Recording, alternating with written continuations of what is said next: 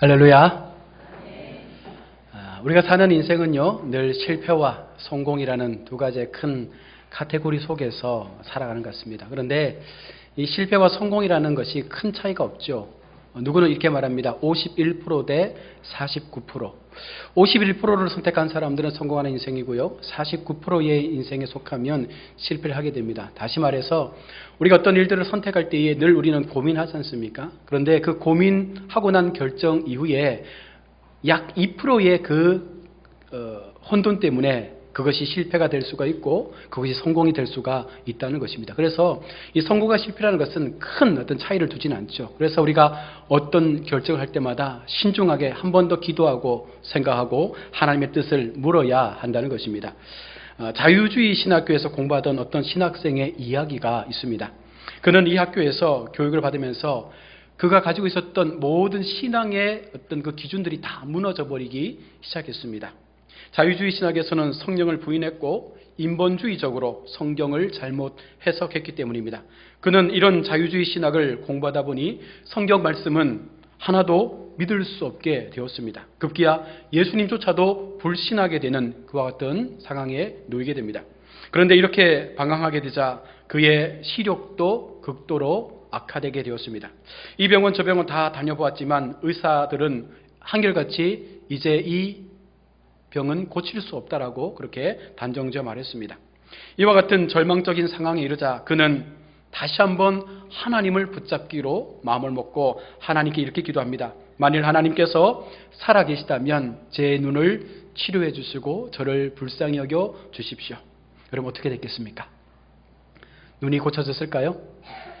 그가 그렇게 기도를 드린 지 얼마 후부터 그의 눈이 다시 밝아지기 시작했습니다. 그가 이렇게 살아계신 하나님의 역사를 체험하게 되자 비로소 하나님이 살아계신다는 것을 확실하게 믿음으로 고백할 수 있었습니다. 그는 지금까지의 불신앙을 통회하며 회개합니다. 그러자 그의 심령은 이제 성령으로 충만하게 됩니다. 이제 신학교를 바꾸어서 정통적 신학교에 입학하게 되고 다시금 하나님 앞에 그 모든 인본주의의 것들을 벗어버리고 성령과 동행하며 성경 중심의 참된 목회자의 상을 가지고 마지막까지 충성된 하나님의 사람으로 살았다라는 그 신학생의 간증입니다. 오늘 봉독한 본문의 내용을 보면 이스라엘이 블레셋과의 전쟁에서 승리한 후에 빼앗겼던 하나님의 기회를 다시금 다윗성으로 되찾아오는 도중에 일어난 일입니다. 오늘 법궤가 등장하는데 이 법궤는요 다양한 이름으로 불려집니다. 법궤, 언약궤, 여호와의 궤, 증거궤, 하나님의 궤 이런 다양한 이름으로 불려지는데 동일한 의미겠죠. 그 안에는 십계명의 두 돌판이 있었는데 모세 때부터 시작해서 다윗 때까지 솔로몬 때까지 있었지만 BC 587년 느부갓네살 왕에게 빼앗겨서 그 속에 있던 모든 것들이 사라지게 되고 그 후에는 율법서 5권과 기타 성경을 넣어 실제로는 바로 성궤로 대치되었습니다. 그러므로 현대의 언약궤는 하나님의 말씀이다라고 보아도 무관할 것입니다.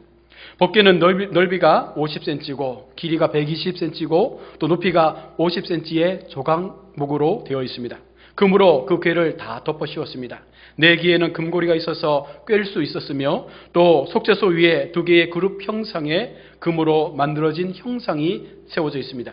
여기에 나타나는 궤는 오늘날 교회의 모형으로 그 당시 십계명 두 돌판 또 만나 항아리, 아론의 지팡이가 들어있는 이 하나님의 임재의 상징을 법궤는 오늘 우리 가운데 보여주고 있는 것입니다. 오늘 본문에 등장하는 우사와 아효 그리고 다윗은 교회에서 봉사하는 교직자, 성직자 또는 성도들의 모형이라고도 볼 수가 있습니다. 우리 모두가 하나님의 교회를 섬김에 있어서 바로 행하여야지만 은혜와 축복을 받을 수 있다는 것입니다. 오늘 우사와 같은 실패가 우리 속에도 분명히 있을 수 있다는 것입니다. 그런데 여러분 한번 잘 생각해 보시면 우사가 행했던 행동들이 어떻게 보면 굉장히 하나님 편에 잘 하려고 했던 모습이죠. 하나님의 교회를 모시고 가서 다윗성에서 다시 한번 하나님의 거룩한 역사가 일어나기를 소망하면서 그 교회를 운반하는 그와 같은 사람으로 쓰임받기를 원했었는데 그는 결코 하나님 앞에 바른 모습으로 세워지지 못하고 결국 죽임을 당하게 되는 그런 비참한 결말을 맺게 됩니다. 오늘 우사의 실패를 통해서 우리는 우리의 신앙 가운데 교훈을 찾아야 될 줄로 믿습니다. 먼저 우사가 주는 실패의 교훈이 무엇입니까? 바로 편리주의를 택했다는 것입니다. 민수기 4장 15절 말씀에 고앗 자손이 맬 것이다 라고 이 궤를 맬 수 있는 기준에 대해서 분명히 성경은 말씀을 하고 있는 것입니다. 우사가 하나님의 길을 수레에 실은 것은 말씀에 대한 도전과도 같은 것입니다. 성경에는 하나님의 길을 옮길 때 반드시 레위 지파 중에서 그것도 고앗 자손의 자녀들이 맬 것이다 라고 말씀합니다. 고앗은 레위의 둘째 아들 바로 아론의 조부였습니다. 그들은 하나님의 말씀을 떠났고 결국은 그 말씀에서 벗어난 자신의 편리주의의 방법대로 하나님의 언약궤를 옮기다가 결국 하나님의 그 심판 앞에 죽임을 당하게 되는 것입니다. 내가 편하면 신앙으로 바로 설 수가 없습니다. 여러분, 교회 생활이 그렇지 않습니까? 분명 신앙생활을 같이 하고 있고 교회 속에서 함께 믿음의 걸음들을 걸어가는데 우리의 마음 가운데 여러분 하나님을 섬기는 것을 편하게 믿으려고 하다 보면 결국 그것이 우리 가운데 불순종이 될 수밖에 없다는 것이죠. 신앙은 결코 쉽게 할 수 없는 것입니다. 늘 거룩한 두려움, 늘 준비된 마음, 그리고 늘 말씀 앞에서 우리 자신을 점검하고 그리고 그 말씀 속에서 우리가 어떻게 하나님께서 당하신 그 십자가의 고난을 나도 감당할 수 있을까라는 그와 같은 마음을 가지고 성도가 살아가야지만 그 믿음의 모습이 바르게 세워질 수가 있는 것입니다. 우사는 편리하게 이 법궤를 운반하려고 했던 것입니다. 결국 이것은 성경과 일치되지 않는 성경에 정반대되는 삶의 모습이었기 때문에 하나님은 그를 심판하게 되는 것입니다. 또한 우사가 넘어진 이유는 바로 세속주의를 택했기 때문입니다.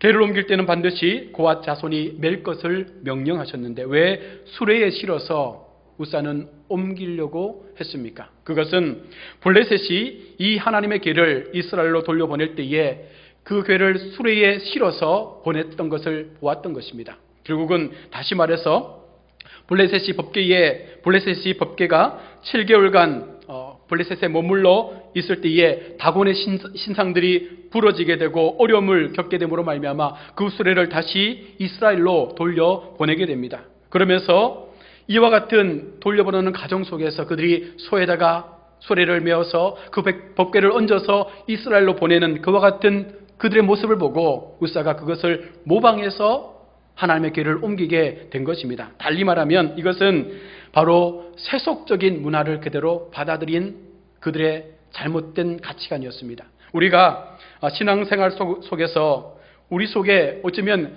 살아계신 하나님의 말씀에 대한 영적 모습들이 무너지게 될 때가 많지 않습니까? 물론 하나님 앞에 좋은 것일 수 있습니다. 이 방법이 하나님을 더 아름답게 높일 수 있는 그런 거룩한 도전이 될 수도 있을 것입니다. 그러나 중요한 것은 하나님께서 말씀하시는 그 말씀의 법에서 조금이라도 벗어나게 되면 결국 그것은 하나님의 뜻이 될 수가 없다는 것입니다. 로마서 12장 1절과 2절의 말씀처럼 하나님은 영적 제사를 원하시는 것입니다. 이 세대를 본받지 말고 하나님의 선하시고 기뻐하시고 온전한 뜻이 무엇인지를 분별할 수 있는 그런 믿음의 삶을 사는 것이 진정한 성도의 모습인 것입니다. 사무엘상 6장 7절의 말씀처럼 그들은 블레셋의 방법대로, 다시 말해서 세상의 가치대로 하나님의 일들을 감당하려고 했을 때에 하나님은 그것이 죄라고 말씀하시면서 그 사람을 죽이게 되는 모습을 보여주고 있습니다. 또 하나 우사의 실패가 무엇입니까? 바로 인본주의였기 때문에 우사는 실패하고 말았습니다. 법궤를 옮길 때에는 반드시 맬 것과 만지지 말 것을 하나님께서 명령하고 있습니다. 우사는 궤를 옮기는 도중에 나곤의 타작마당에 이르렀을 때에 소가 띠므로 손을 들어 그 법궤를 잡았습니다. 이것이 하나님의 진노를 사서 그 궤 옆에서 죽임을 당하게 됩니다. 우리가 좀 인간적인 생각으로 이 말씀을 살펴보면 하나님의 궤가 그 수레에서 떨어지면 깨지게 되고 그 법궤가 훼손되어지면 하나님의 영광이 훼손되는 것이 아니냐라는 마음을 가질 수 있을 것입니다. 그래서 그 우사가 그 궤를 넘어지지 않도록 붙잡았는 것은 하나님을 위한 것이었고 궤를 위한 것이었는데 왜 하나님은 그를 심판으로 죽음에 이르게 하였는가라고 우리가 분명 반문할 수 있다는 것입니다. 여기에서 중요한 것은 우사는 성경 말씀에 가르치는 대로 하나님의 궤를 섬기지 않고 편리주의와 세속주의와 인본주의로 행하였기 때문에 그는 심판을 받게 된 것입니다. 다시 말하면 여러분, 우리가 교회 속에서 하나님의 일이라고 하는 많은 것들이 있습니다. 그런데 그와 같은 많은 일들 속에서 이것이 성경이 정해준 기준을 뛰어넘어 버리면 결국 이것은 세속주의가 되고 인본주의가 될 수밖에 없는 것입니다. 인간의 편에 좋은 것이지 하나님의 편에서는 좋은 것이 될 수가 없다는 것입니다. 하나님께서 좋게 받으시는 것이 무엇입니까? 말씀대로 정해진 방법, 말씀대로 정해진 예배, 말씀대로 정해진 우리의 삶의 가치를 통해서 하나님을 예배하고 하나님을 경배할 수 있는 그와 같은 모습들이 우리 속에 견고하게 세워지는 것, 이것을 원하는 것이지 인간의 방법에 좋은 것들을 가지고 이것이 하나님께서 기뻐하실 거야 라는 그 생각만을 가지고 이것을 교회 속에 도입해버리면 결국 그것이 인본주의가 되고 세속주의가 될 수밖에 없는 것입니다. 여러분, 우리 속에 그런 예배의 모습이 없습니까? 우리의 모습 속에 그런 신앙의 모습들이 없다라고 가정할 수 있겠습니까? 우리는 교회 속에서 하나님을 섬기면서도 우리는 교회 속에서 하나님의 이름으로 교회를 하는 것처럼 그렇게 우리를 드러내면서도 결국 어쩌면 그와 같은 모습 속에서 하나님의 말씀과는 전혀 상반된 오직 자기 의를 드러내고 자기의 소견에 좋은 대로 그것을 행하여서 모든 사람이 좋아하니까 이것이 옳다라고 말하는 잘못된 인본주의의 신앙을 가지고 교회를 훼손하고 있는 우리의 모습이 있지는 않습니까? 교회에 충성한다고 하면서 하나님을 섬긴다고 하면서 우리는 편리주의와 세속주의와 인본주의를 따라서는 안 된다는 것입니다. 결국 이것이 우리에게 반드시 심판으로 다가오게 될 것입니다. 그래서 이들은 실패한 것입니다. 자, 그렇다면 성공한 자가 누구입니까? 다윗의 성공입니다. 오늘 본문 속에 다윗은 이 법궤가 운반되어지는 과정 속에서 한 사람의 죽음으로 말미암아 두려움을 갖게 됩니다. 그리고 잠시 동안 이 궤를 오벳 에돔의 집에 머무르게 하는 것입니다. 그 마음속에 두려움이 있습니다. 왜 하나님의 궤를 다윗의 성으로 나의 성으로 모실 수 없을까? 그 마음속에 많은 고민과 또 하나님 앞에 많은 질문들이 분명 있었을 것입니다. 그러면서 오늘 9절의 말씀처럼 다윗이 여호와를 두려워하였다라고 말씀하고 있습니다. 두려움은 달리 말하면 회개를 의미하는 것이기도 합니다.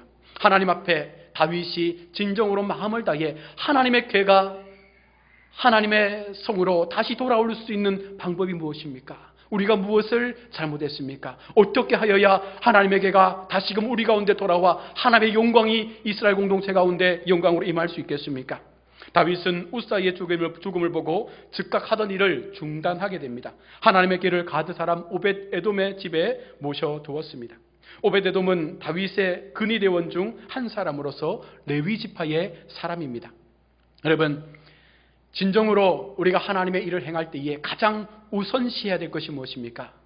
어떤 사건을 통해서 우리 가운데 하나님의 어떤 의미들을 부여해 주실 때에 그것을 바라보면서 우리는 지금 이 순간 내가 행했던 일들을 잠시 내려놓고 이것을 통해서 내게 주시는 교훈이 무엇인지를 발견할 수 있어야 한다는 것입니다. 마태복음 10장 28절에 보면 몸은 죽여도 영혼은 능히 죽이지 못하는 자들을 두려워하지 말고 오직 몸과 영혼을 능히 지옥에 멸하실 수 있는 이를 두려워하라 라고 말씀합니다. 다윗이 두려워한 것이 바로 이것이죠. 하나님의 권위와 하나님의 그 권능 앞에서 내가 너무나 하찮은 사람으로서 어떻게 그 궤가 우리의 성으로 돌아올 수 있을까? 그것을 통해서 다윗은 철저하게 하나님 앞에 두려움으로 기도하게 되는 것입니다. 우사의 죽음을 보고 하나님을 경외할 수 있는 마음이 다시금 다윗의 마음 가운데 생겨진 것입니다. 이것이 다윗의 뉘우침의 모습입니다. 잘못된 일은 아무리 귀중한 일이라 할지라도 즉각 중단하고 고쳐서 새롭게 해야 하는 것입니다. 오늘날 한국 교회 속에 번번이 일어나고 있는 문제가 무엇입니까? 많은 대형 교회들이 좋다고 하면 다 받아들인다는 것이죠. 그리고 그곳에서 해보고 안 되면 또 버리고 다른 것을 도입하고 반복되는 그런 실수를 통해서 여전히 우리는 그 부족한 자리에서 하나님을 욕되게 하고 있더라는 것입니다. 여러분, 오늘 다윗의 성공은 철저하게 잘못된 한 사람의 과오 앞에서 자신의 삶을 돌아보고 무엇이 문제였는지를 살필 수 있는 마음을 가졌다는 것입니다. 여호와를 두려워할 수 있을 때 우리 속에 회개의 마음들이 일어나게 되는 것이고 그 회개의 마음이 우리의 마음을 붙잡을 수 있을 때에 다시 한번 하나님을 경외할 수 있는 진정한 믿음의 마음들이 우리 속에 일어날 수 있게 되는 것입니다. 이것이 신앙인의 바른 모습이죠. 여러분, 하나님을 경외하십니까? 하나님이 두려우십니까? 하나님에 대한 말씀에 대한 경외가 우리의 마음 가운데 늘 우리로 하여금 그 말씀대로 살고자 하는 삶으로 우리를 이끌어가고 있습니까? 그렇지 못하다면 지금 이 순간 모든 것을 다 내려놓고 다시 한번 우리가 말씀 앞에서 하나님 앞에 경외하는 마음으로, 두려워하는 마음으로 우리에게 주시는 그 말씀의 의미를 찾아야 할 줄로 믿습니다. 두 번째 다윗의 성공은요, 하나님의 말씀대로 행했다는 것입니다. 다윗은 오베데돔의 집에 임시로 머물게 한 그 하나님의 길을 다윗성으로 옮김에 있어서 그동안 잘못된 방법들을 다 배제하고 이제 오직 하나님의 말씀대로 여호와의 길을 제사장이 메고 옮기도록 했다는 것입니다. 힘들고 고통스러워도 여러분 말씀대로 행했다는 것입니다. 이처럼 하나님의 말씀을 따랐기 때문에 다윗은 성공할 수가 있었던 것이죠. 우리가 교회 속에서 어떤 일을 준비하고 행할 때에는 반드시 하나님 앞에 물어야 합니다. 그리고 그것을 말씀 속에서 그 기준을 찾아야 합니다. 그리고 그것이 하나님의 말씀 앞에 응답으로 우리 가운데 다가올 때에 우리는 그것을 철저하게 순종하는 마음을 가지고 행할 때에 이것이 진정한 교회 속에 나타나는 아름다운 진리의 모습이 되지 않겠습니까? 오늘날 많은 교회들이 세상 속에서 많은 책망을 받고 있습니다. 많은 목회자들이 세상 사람들로부터 지탄을 받고 있기도 합니다. 무엇이 문제였습니까? 교회의 질서와 말씀의 법을 떠났기 때문입니다. 하나님께서 주시는 그 말씀대로만 살았더라면 모든 이 땅의 목회자들이 진정으로 그 말씀 앞에서 숨죽여 목숨 걸고 기도하면서 정말 교회를 위해서, 성도를 위해서 마음을 다해 섬기고 오직 하나님의 영광을 위해서 그의 삶을 말씀 앞에 온전히 조명하며 살아왔다면 한국교회는 오늘 이처럼 욕먹는 자리에 이르지 않았을 것입니다. 이 땅의 목회자들은 분명 회개하고 기도해야 할 것입니다. 이 땅의 교회들은 다시 한번 주님의 말씀으로 돌아갈 수 있는 그 은혜의 역사를 사모하며 우리의 신앙을 돌아볼 수 있어야 한다는 것입니다. 교회를 다닌다고 해서, 교회 속에 포함되어 있다고 해서, 내가 성도로 이름 불려진다고 해서 우리 모두가 하나님의 백성이 될 수 있는 것은 아닙니다. 말씀대로 행할 수 없는 사람, 말씀대로 살려고 하는 마음이 우리 속에 없다면 우리는 결코 성도가 될 수 없습니다. 단순한 종교인으로서 그의 생애를 살다가 그렇게 마칠 수밖에 없는 것입니다. 또한 다윗은 겸손한 자세와 감사의 마음으로 법궤를 모셨기 때문에 승리할 수 있는 것입니다. 사무엘하 오늘 6장 14절의 말씀처럼 하나님의 개가 다윗성으로 들어올 때에 다윗은 소와 살찐 송아지로 하나님 앞에 제사를 드립니다. 감사의 제사를 드리는 것이죠. 지금까지의 모든 것들을 용서하시고 그 개가 다시금 예루살렘으로 돌아올 수 있는 그 은혜를 주신 하나님 앞에 감사할 수 있었던 그 왕의 마음, 그리고 왕의 체면에도 불구하고 여호와 앞에서 힘을 다해 춤을 추며 기뻐했던 그 다윗의 모습 속에서 우리는 분명 우리의 신앙을 살필 수 있어야 합니다. 다윗은 왕이었지만 그 모든 것들을 하나님 앞에 어린아이와 같은 모습을 가지고 겸손하게 춤추며 그 개가 성으로 들어오는 것을 기쁨으로 찬양했음을 말씀합니다. 여러분, 마가복음 12장 30절에 마음과 목숨과 뜻을 다해 너의 하나님을 사랑하라 라고 말씀했던 것처럼 다윗은 그와 같이 목숨을 다해서 온 힘과 뜻을 다해서 하나님의 계를 사랑했고 하나님을 사랑했고 그 하나님의 계가 들어오는 것에 대해서 정말로 기뻐 찬양했던 다윗의 모습을 우리는 분명 기억해야 합니다. 또한 열왕기하 23장 25절 말씀처럼 요시야 왕에 대해서 말씀합니다. 마음과 뜻과 힘을 다해 모세의 율법을 따라 여호와께 돌이킨 왕 가운데 이와 같은 왕이 없었더라. 마음과 뜻과 힘을 다해 하나님의 말씀을 되돌려 그 말씀대로 살았을 때에 하나님은 이와 같이 요시야를 칭찬했던 것처럼 오늘 다윗은 그렇게 하나님을 사랑했던 것입니다. 또한 골로새서 1장 29절의 말씀 속에서 보면 내 속에서 능력으로 역사하시는 이의 역사를 따라 힘을 따라 수고하노라. 여러분, 우리가 하나님을 사랑한다는 것은 내 속에 역사하시는 그 성령의 능력을 따라서 나의 삶을 통해서 드러내시는 하나님의 영광이 나타날 수 있도록 내가 온전히 하나님 앞에 헌신되어질 수 있을 때에, 감격과 기쁨으로 하나님을 높여 찬양할 수 있을 때에 우리의 삶이 하나님을 높일 수 있는 도구가 될 수 있는 것입니다. 또한 고린도후서 8장 3절의 말씀을 보시면 그들이 힘대로 할 뿐이라 힘에 지나도록 자원하여 이 모든 것을 행하였다고 합니다. 내 힘에 할 수 있는 것을 뛰어넘어서 최대한 할 수 있는 모든 것들을 동원해서 하나님을 위한 일들을 감당했다라고 고린도후서 8장 3절은 말씀하고 있습니다. 여러분, 그냥 거칠애로 교회 생활을 하는 게 아니잖아요. 우리가 형식적으로 헌금 생활하는 것 아닙니다. 우리의 신앙생활은 우리가 죽을 힘을 다해서 말씀이 가라는 만큼, 말씀이 서라는 만큼, 말씀이 원하는 방법대로 우리가 하나님 앞에 기도하고 엎드려 매달리면서 나의 삶을 붙들어 주신 그 하나님께서 오늘 나에게 주시는 놀라운 그 언약의 말씀 앞에 우리가 춤추며 찬양하며 기뻐하며 그 뜻을 따라 살아갈 수 있는 믿음의 모습이 우리 속에 일어날 수 있을 때 바로 우리는 하나님의 사람이 될 수가 있는 것입니다. 역대상 13장 8절은 말씀합니다. 힘을 다해 하나님을 찬양합니다. 다윗과 온 이스라엘이 무리가 함께 뛰놀며 찬양했다라고 말합니다. 여러분, 다윗이 힘을 다하여 춤을 출 때 그 아내 미갈은 다윗을 업집여기며 왕을 염치 없는 방자한 그와 같은 사람으로 자기의 몸을 드러냈다라고 그렇게 비난을 했습니다. 그때 다윗은 나는 여호와 앞에서 행했노라 하며 내가 이보다 더 낮아져서 천하게 보여진다 해도 계집종에게는 높임을 받으리라라고 말씀을 하고 있는 것입니다.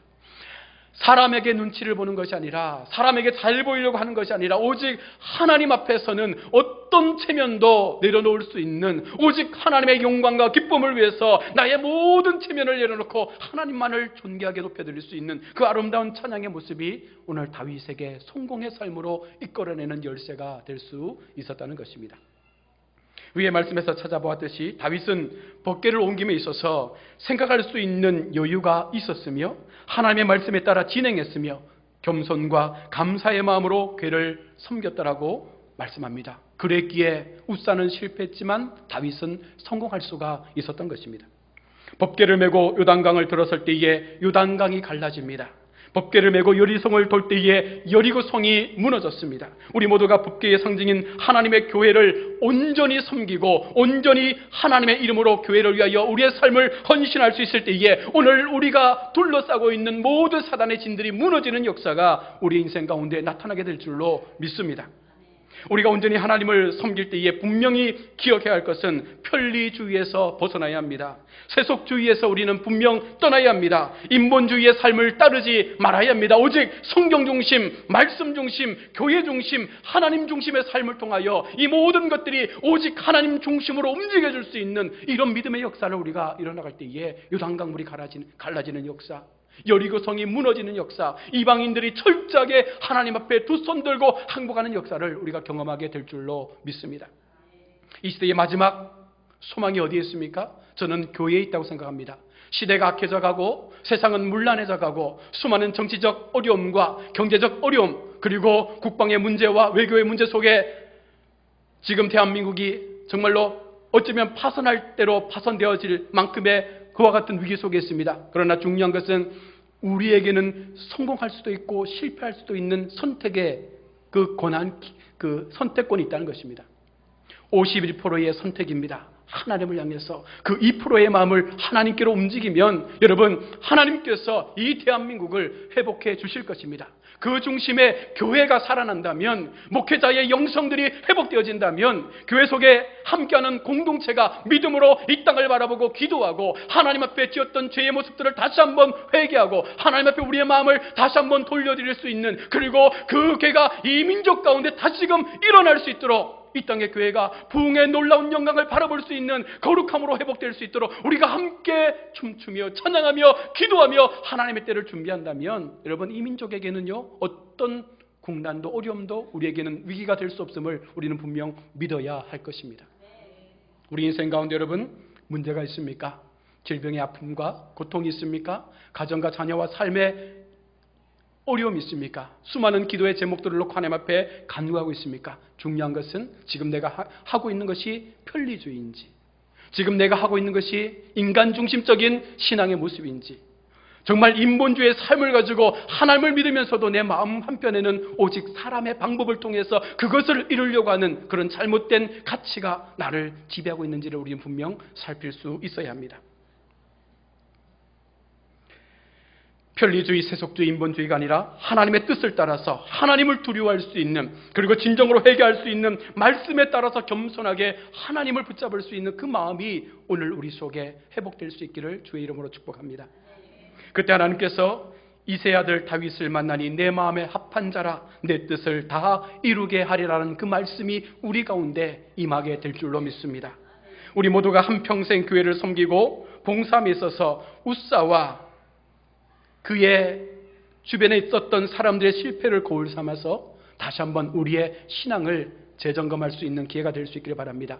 이제 9월이 되면 새로운 우리 교회가 비전을 꿈꾸고 다시 한번 후반기에 하나님의 역사를 기대하면서 행사를 준비하고 또 기도를 하고 또 부흥회를 하고 합니다. 그러나 중요한 것은 이와 같은 수많은 행사들이 하나님 앞에서 우리의 마음으로 준비되지 못하고 우리의 심정으로 사모함이 없고 우리의 마음 가운데 애틋함이 없고 그저 또 교회가 행사하는구나 그냥 구경꾼으로 앉아서 이 행사에 참여해버리면 어떤 은혜도 우리 가운데 임할 수가 없다는 것입니다. 말씀은 사모해야 내 심령 가운데 임하게 될 줄로 믿습니다. 간절하게 기도해야 그 기도의 역사를 하나님께서 나를 통해 이루어 주실 줄로 믿습니다. 뜨거운 찬송의 소리가 교회의 마당을 날마다 넘치게 그렇게 울려 펼칠 수 있을 때에 교회가 살아있는 모습을 증거하는 것이 아니겠습니까? 적막한 교회, 그냥 답답한 교회, 그냥 문 닫혀 있는 교회, 아무것도 하지 않는 교회, 그냥 주일만 잘 지키는 그런 교회가 아니라 매일매일의 삶 속에서 정말 이곳에서 수많은 사람들이 하나님을 찬양하고 하나님 앞에 예배하고 그 예배의 기쁨 속에서 우리의 자상을 찾아내서 정말 하나님 앞에 내가 드리는 봉사, 내가 드리는 헌금, 내가 드리는 헌신, 나의 삶의 모든 행위를 통하여 정말 하나님께서 기뻐 받으신다라는 이 마음의 뜨거움들을 가지고 우리가 교회 앞에 나아갈 수 있다면 하나님께서 우리 대도교회를 더 귀하게 아름답게 세워주실 줄로 믿습니다. 말씀을 맺겠습니다. 사랑하는 우리 성도 여러분, 우리의 인생 가운데 실패가 많습니까? 성공이 많습니까? 중요한 것은 단 한 번에 우리가 성공을 거두더라도 수많은 실패의 과정 속에서 단 한 번의 성공을 거두더라도 그것이 하나님 앞에서 이루어지면 하나님의 그 말씀을 통해서 그 성공을 우리가 이루어갈 수 있다면 여러분 그때서부터 우리는 놀라운 하나님의 역사를 우리의 삶을 통해서 경험하게 될 줄로 믿습니다. 이것이 은혜라고 말씀하는 것이죠. 이것이 하나님의 말씀이 주는 능력이라고 우리가 고백할 수 있는 것인 줄로 믿습니다. 이제 또 한 주간 새롭게 우리의 세상의 삶을 걸어갈 때에 내 마음 가운데 혹여나 편리주의와 인본주의의 세속주의 삶을 가지고 교회와 세상을 저울질하면서 그렇게 내 신앙을 살아가고 있는지 아닌지를 살펴보시고 한번 믿기로 작정했다면 정말 죽기 살기로 하나님을 온전히 믿으십시오. 편하게 믿으려고 생각하지 마시고 새벽을 깨우시고 정말 십자가를 짊어질 수 있는 그 고난의 길을 나도 한번 가보겠습니다라는 마음을 가지고 특세를 깨우시고 새벽 제단을 깨우시고 다시금 시작되는 우리의 모든 예배의 상황들을 깨우셔서 정말 하나님 앞에 내가 죽었을 때에 어떻게 살아날 수 있는지를 경험하시는 우리 모두가 될 수 있기를 주님의 이름으로 축원합니다. 기도하겠습니다.